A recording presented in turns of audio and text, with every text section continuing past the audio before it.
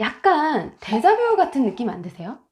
어디서 많이 들어본 내용인데 싶은 것들. 오늘 제가 그 비슷한 듯 비슷하지 않은 번제와 화목제의 차이점을 말씀드릴게요.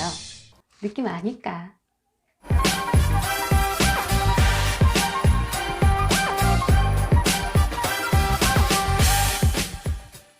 샬롬! 성경 쉽게 읽어주는 라니입니다.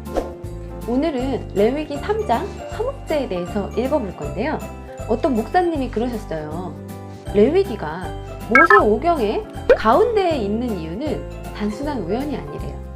이 레위기가 모세 오경 중에 허리의 역할을 하는 아주 중요한 단원이라는 거죠. 그렇게 생각하자면 이 화목제도 이스라엘의 5대 제사 중에 가운데인 세 번째로 소개가 되는 거니까 가장 중요한 제사가 아닐까?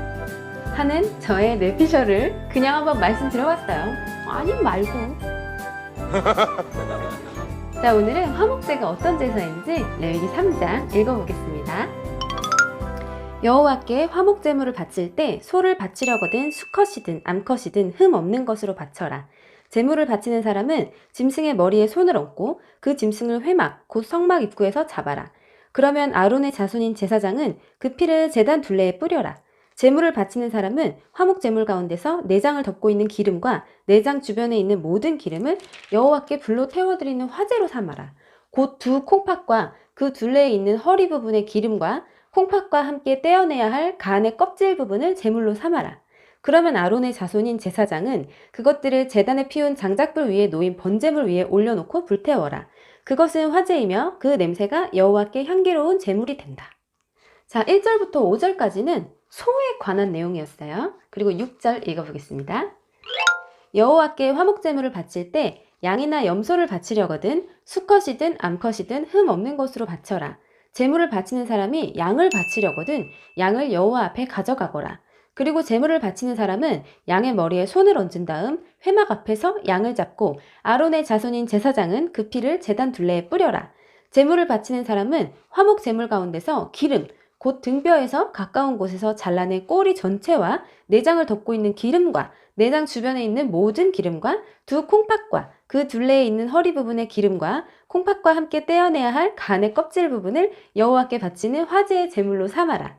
그러면 제사장은 그것들을 제단 위에서 태워 바쳐라. 그것이 여호와께 바치는 화제이다. 6절부터 11절까지는 양에 대한 내용이었어요. 이제 12절 읽어보겠습니다. 화목 제물을 바치는 사람이 화목제의 제물로 염소를 바치려거든 그 염소를 여호와 앞에 가져가거라. 그리고 나서 염소의 머리에 손을 얹은 다음 회막 앞에서 염소를 잡아라. 그러면 아론의 자손인 제사장은 그 피를 제단 둘레에 뿌려라. 제물을 바치는 사람은 화목 제물 가운데서 내장을 덮고 있는 기름과 내장 주변에 있는 모든 기름을 여호와께 바치는 화제로 삼아라. 두 콩팥과 그 둘레에 있는 허리 부분의 기름과 콩팥과 함께 떼어내야 할 간의 껍질 부분을 제물로 삼아라. 제사장은 그것들을 제단 위에서 태워 바쳐라. 그것이 화제이며 그 냄새가 여호와를 기쁘시게 한다. 모든 기름은 여호와의 것이다. 자, 12절부터 16절까지는 염소에 관한 내용이고요. 마지막 17절 읽어볼게요. 이것은 너희가 어디에 살든지 지금부터 지켜야 할 규례이다. 너희는 기름이나 피를 먹지 마라. 네, 이렇게 오늘 화목제에 대해서 읽어봤는데 약간 데자뷰 같은 느낌 안 드세요? 어디서 많이 들어본 내용인데 싶은 것들 좀 있지 않으세요? 네, 맞아요. 번제랑 약간 오버랩 되죠? 오늘 제가 그 비슷한 듯 비슷하지 않은 번제와 화목제의 차이점을 말씀드릴게요. 화목제랑 번제가 비슷하다고 느끼게 된 결정적인 이유는 제물을 바치는 절차가 번제의 경우랑 동일하기 때문입니다. 똑같이 희생 제물을 성막 입구 안쪽에서 잡고요. 제물을 바치는 자는 짐승의 머리에 손을 얹고 자신의 죄를 전가하고 그 다음에 그 짐승을 본인이 직접 죽여요. 그리고 나서 제사장이 그 짐승의 피를 제단 주변의 사방에 뿌림으로써 공식적으로 이 짐승의 죽음을 하나님께 아뢰는 방식. 이렇게 제사 방법이 거의 똑같고요. 바치는 제물도 비슷해요. 형편에 따라서 소나 양이나 염소를 바치는 거고요. 하지만 분명한 차이점은 우선 화목제는 목적 자체가 하나님과 봉헌자 사이의 친교와 화목을 위해서 드리는 제사예요. 따라서 화목제는 하나님과 친교를 나누고 이웃들과 화목을 도모함으로써 누구든지 언제라도 자발적으로 드릴 수 있는 자원제였어요. 번제랑은 조금 성격이 다르죠? 아예 다르죠? 번제는 뭔가 지은 죄에 대해서 용서받고자 할 때 드리는 제사였고, 이 화목제는 좀 좋은 의미의 제사죠. 제 생각엔 뭔가 집안에 경사가 있거나 아니면 좋은 일이 있을 때, 뭔가 기쁜 마음일 때, 그럴 때 이 제사를 주로 지냈을 것 같아요. 그것도 소제랑 같이 콤보로, 화목제랑 소제랑 같이. 왜냐면 저번에 소제의 성격이 감사와 충성을 나타내고자 할 때 주로 사용되는 제사라고 했잖아요. 그래서 뭔가 이 두 제사가 약간 성격이 좀 느낌이 비슷해. 그리고 또 이 화목제는요, 이 3장 본문에는 지금 나와 있지 않지만 제사를 드리고 남은 고기를 가족들과 이웃들과 다 같이 나눠 먹는다는 풍습이 있었어요. 그래서 뭔가 기쁜 일에 쓰이는 제사 같아요. 약간 잔치 느낌으로다가 느낌 아닐까. 이름부터가 화목제잖아요. 영어로는 peace offering이라고 합니다. 평화가 넘치죠? 그리고 또 하나의 큰 차이점은 번제는 무조건 흠없는 수컷, 하지만 화목제는 암컷이든 수컷이든 상관이 없었다. 그 이유가 바로 이 화목제의 성격 때문이에요.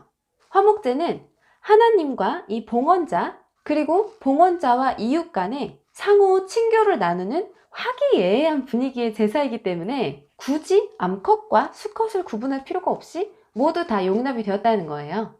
평등하게. 그리고 화목제에서는 특별히 구별하여 번제단 위에 올려져야 되는 부위가 있는데요. 내장을 덮거나 그 주변에 붙어있는 기름덩이, 두 콩팥과 허리에 붙은 기름덩이, 간과 간을 감싸고 있는 껍질. 화목제를 드릴 때는 번제단 위에서 반드시 이 부위를 불태워서 그 향기로 하나님을 기쁘시게 하는 거예요. 그 이유는 희생 제물의 여러 부위들 중에서 내장과 기름덩이는 사실상 가장 맛있는 부위라고 합니다. 그리고 구약에서 기름은 가장 좋은 것과 동의어로 사용되었다고도 해요. 그래서 하나님께서 이 부위를 바치기를 원하셨던 것은 자신의 백성들에게 언제나 가장 최상의 것, 최고, 최선을 원하신다는 것을 알 수가 있어요. 그래서 하나님과 화목하기를 원하는 자는 무엇보다도 자신의 소유 중에서 가장 아름답고 좋고 귀한 것을 기꺼이 하나님께 드릴 줄 알아야 한다는 거예요. 그럼 하나님이 당연히 기쁘시지 않으시겠어요? 우리 하나님은 항상 우리들의 마음속에 자신을 1순위, 0순위로 두기를 원하시는 분이시거든요. 제가 하나님보다 다른 것을, 그 무엇을 하나님보다 더 사랑하고 더 소중히 여긴다면 우리 하나님은 위에서 저를 내려다보시면서 마음이 찢어져요. 왜 어른들이 자식 키워봐야 다 소용없다는 말 많이 하시잖아요. 제 생각에는 하나님 그 말씀을 진짜 입에 달고 사실 것 같아. 우리가 하나님의 자녀로서 하나님께 효도하는 방법은 하나님을 가장 소중하게 여기고 가장 많이 사랑하고 그 무엇보다 마음속에 영순위로 두는 것, 이게 중요합니다. 내가 하나님보다 더 사랑하는 게 있어서는 안 된다는 거죠. 예를 들면 돈.